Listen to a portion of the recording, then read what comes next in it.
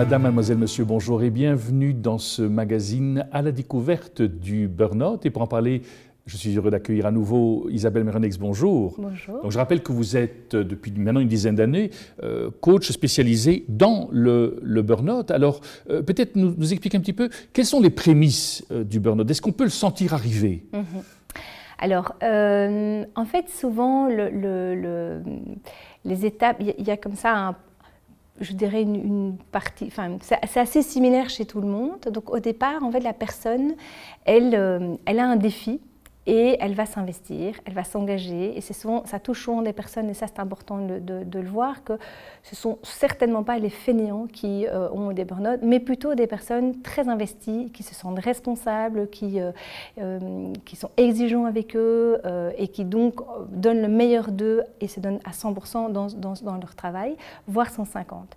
Et donc face à un défi, ils vont l'assumer et puis on va leur demander de plus en plus et ils vont continuer et continuer. Et tellement que ça les passionne, qui vibrent dans leur travail, eh bien ils vont plus écouter et ils vont continuer à donner. Et alors, en fait, ce qui se passe au niveau du cerveau, c'est que le cerveau reptilien va prendre le lead et dire, là, il y a un défi, on va donner l'énergie. Il y a une sensation d'adrénaline, de puissance, de plaisir par rapport à ce qu'on est capable de faire. Et le souci, c'est qu'à un moment, il faut que le corps se repose. Comme quand, au moment où on est avec, je dirais, un mammouth nous court derrière, qu'est-ce qui se passe? Donc, le corps est bien fait, tout se met en place pour qu'on ait l'énergie pour pouvoir, je dirais, courir et fuir. Mais après, il faut qu'il se repose. Et le défi d'aujourd'hui, c'est que finalement, le problème d'aujourd'hui, c'est qu'il y a tout le temps des mammouths qui nous courent après. Et on ne sait plus se reposer. Et du coup, la personne, qu'est-ce qu'elle fait? Eh ben, elle s'arrête pas, elle a un nouveau défi, un nouveau manager, des nouvelles responsabilités et doit aller dans un autre pays et donc en fait ne s'arrête pas et continue. Alors elle reste centrée sur les objectifs, mais elle va sentir petit à petit qu'elle a de moins en moins d'énergie parce que le corps a besoin de récupérer. Mais il continue et donc ça va de plus en plus lui prendre de l'énergie pour arriver à cet objectif-là. Il va le faire parce qu'il est très dans le je dois, il faut, dans la notion de responsabilité, dans attention à mes collègues, attention à mon entreprise, et donc ne va pas s'écouter, mais avancer toujours dans ce défi, mais ça va prendre plus de temps. Et donc il va commencer à aller chercher dans ses ressources. De plus en plus, il va s'isoler. Il va devenir anxieux, il va commencer à avoir des problèmes de sommeil parce qu'il va se tracasser, parce qu'il arrive moins vite, il a moins cette sensation d'euphorie et donc va puiser de plus en plus dans son énergie. Et puis après, il va devenir souvent, la troisième phase, c'est je commence à complètement devenir insensible, je m'en fous de tout le monde, je fonctionne, je suis une machine, je suis vide, mais j'avance, j'ai pas le choix, je dois arriver, les responsabilités par rapport à mes enfants, par rapport à mon épouse, par rapport aux responsabilités, donc je continue. Ou alors en parallèle, tout à coup, pouf, une émotion qui commence à pleurer dans une réunion, on ne sait pas pourquoi, un petit élément qui bouge, ou aussi tout à coup perd la mémoire, se rappelle plus de certaines choses, et confus et plus de clarté et donc petit à petit régresse et commence vraiment à perdre confiance en lui et à perdre l'estime de soi.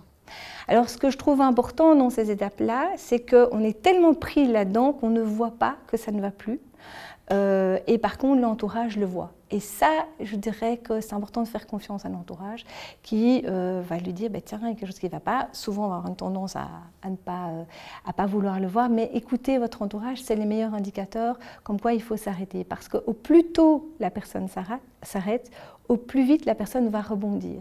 Au plus tard elle reste, parfois les gens, ça fait 3 ans qu'ils tirent, parfois les burn-out peuvent arriver, je dirais, ça peut se passer pendant moins de 2 ans, quoi. Donc c'est important de s'arrêter à temps et identifier. Alors les symptômes, c'est souvent, je dirais, perte de mémoire, de concentration, des émotions qui sortent comme ça, on ne sait pas pourquoi, mais aussi grosse fatigue, douleur au dos, problème à l'estomac.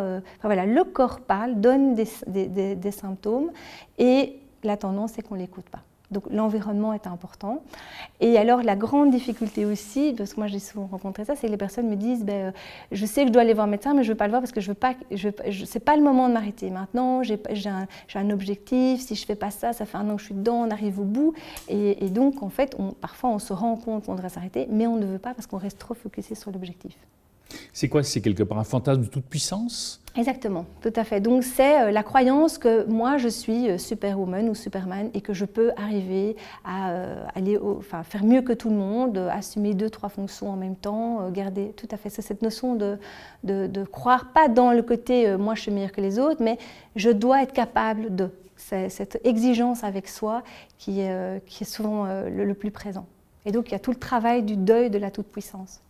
Quand je vous entends là, je dois, il faut, c'est vraiment ça, c'est le surmoi qui vient quelque part et on ne laisse pas le moi exister, si je vous entends bien. Tout à fait. En fait, c'est, et moi je fais un lien, c'est pour ça que c'est important d'être accompagné avec toute l'éducation que la personne reçoit, les valeurs, les croyances que la personne a reçues enfant par rapport à le travail, ce que c'est le travail, l'importance du travail. On a souvent entendu, oui, mais tu n'as pas le choix, il faut travailler dur, enfin, toute cette idée de, et tu dois être parfait. C'est vraiment tout le mental et comme vous dites bien, le surmoi qui prend le lead et qui ne prend pas le temps d'écouter le moi. Moi, je le dis aussi, c'est vraiment l'enfant intérieur qui dit « mais moi, j'ai besoin de me poser, j'ai besoin de me calmer, j'ai besoin de me ressourcer ». Et on me dit « non, c'est le surmoi qui prend et qui tire et qui n'écoute pas le moi ». Et donc le petit garçon ou la petite fille intérieure qui n'en peut plus, quoi. Si je vous entends bien, alors dans le coaching, quelque part, il y a aussi tout l'apprentissage du deuil de cette toute-puissance qui n'existe pas finalement. Oui, exactement, exactement.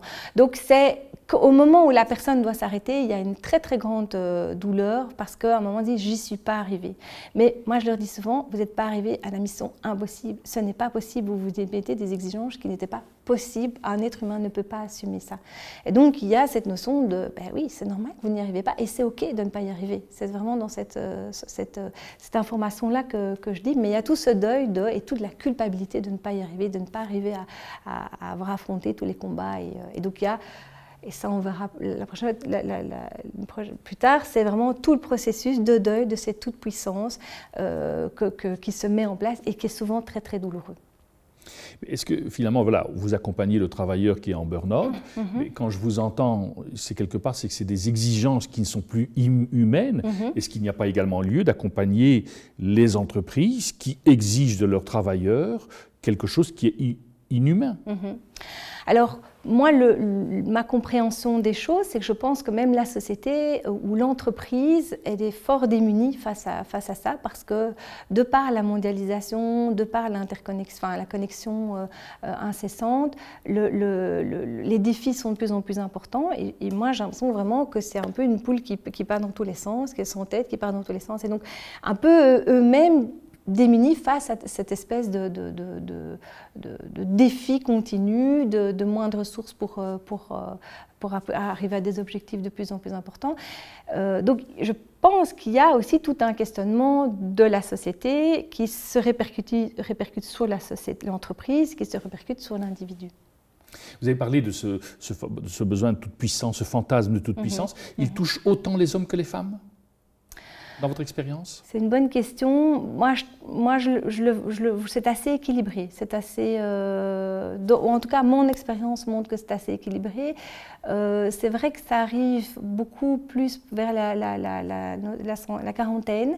Et j'aime bien mettre la métaphore du passage en fait à une période où on dit mais finalement je cours après quoi? Et donc comment je vois, c'est que quand on sort de nos études, on répond à voilà, avoir une famille, avoir une fonction, avoir un job intéressant et tout ça. Et donc on se met un peu à un uniforme, je parle vraiment d'un uniforme qu'on porte pour pouvoir dire voilà, là je corresponds à la société. Et donc je porte. Et puis à un moment, c'est plus possible, il y a vraiment cet effondrement, je ne peux plus porter cet uniforme qui est trop lourd. Et donc le corps dit stop.